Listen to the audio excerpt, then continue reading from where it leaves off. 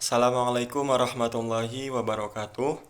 Innal hamdalillah nahmadu wa nasta'inuhu wa nastaghfiruh wa na'udzu billahi min syururi anfusina wa min sayyiati a'malina may yahdihillahu fala mudhillalah wa may yudlilhu fala hadiyalah.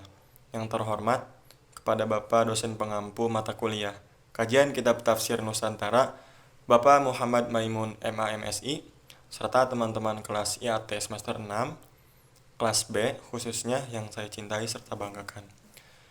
Perkenalkan, kami dari kelompok 4 mata kuliah kajian kitab tafsir Nusantara yang beranggotakan 4 orang. Saya Muhammad Najib Agil serta 3 rekan saya yaitu Fikri Khairul Arif, kemudian Umil Aifa, dan juga saudari Khafifah. Di video ini kami akan memenuhi tugas mata kuliah kajian kitab tafsir Nusantara, yang mana tugasnya adalah membaca artikel, kemudian membuat PPT, serta presentasi menarasikan dengan bentuk PPT ke dalam halaman YouTube atau ke dalam alamat YouTube masing-masing individu. Oke, sebelum beranjak kepada pembahasan yang lebih dalam oleh teman-teman saya, mungkin di sini saya akan sedikit mengawali. Jadi referensi artikel yang kami ambil yaitu yang ditulis oleh Fadli Lukman dengan judul Telaah Historiografi Tafsir Indonesia, Analisis Makna Konseptual Terminologi Tafsir Nusantara, dengan jurnal yang namanya Jurnal Suhuf, kemudian volume 14 nomor 1 tahun 2021 pada bulan Juni.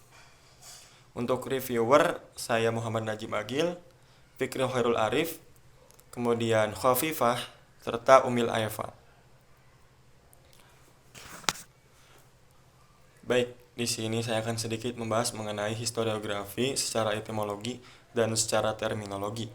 Historiografi diambil dari bahasa Yunani, yaitu historia, yang artinya penyelidikan tentang metode atau penyelidikan tentang gejala alam yang berupa fisik, serta grafien yang artinya gambaran, kemudian lukisan, serta uraian, dan lain sebagainya.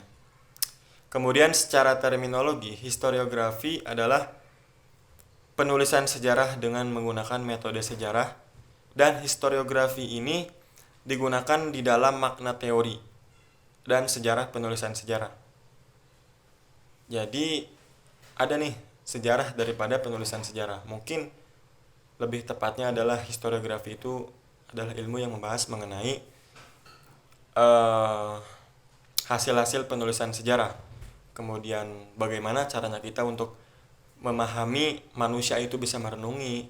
Kemudian kita bisa paham bahwasanya manusia itu bisa untuk saling memahami dan mampu menuliskan peristiwa-peristiwa yang dialaminya di masa yang lalu.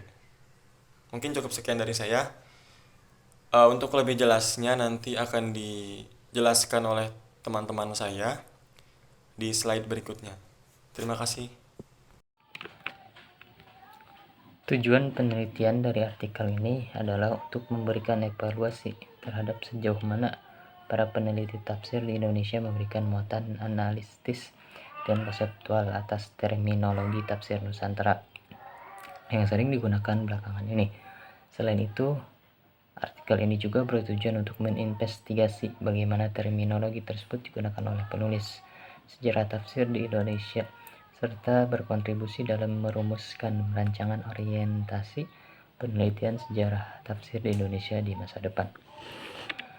Subjek penelitian dalam artikel ini adalah terminologi tafsir Nusantara dan bagaimana penggunaannya dievaluasi dalam konteks historiografi tafsir di Indonesia. Penelitian ini fokus pada analisis terminologi yang digunakan oleh penulis sejarah tafsir di Indonesia, serta upaya untuk merumuskan orientasi penelitian sejarah tafsir di Indonesia ke depan.